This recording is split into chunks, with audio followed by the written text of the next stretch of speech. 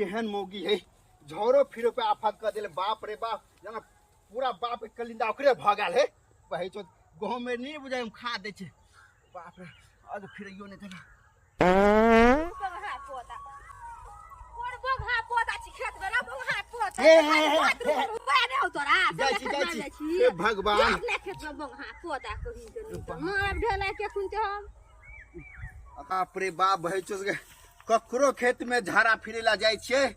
सब बजे है अब झाड़ो फिरना आफत भ गेल आइए जाय छे भाई चो ई सरपंच के कहला हमरा बाथरूम बना दू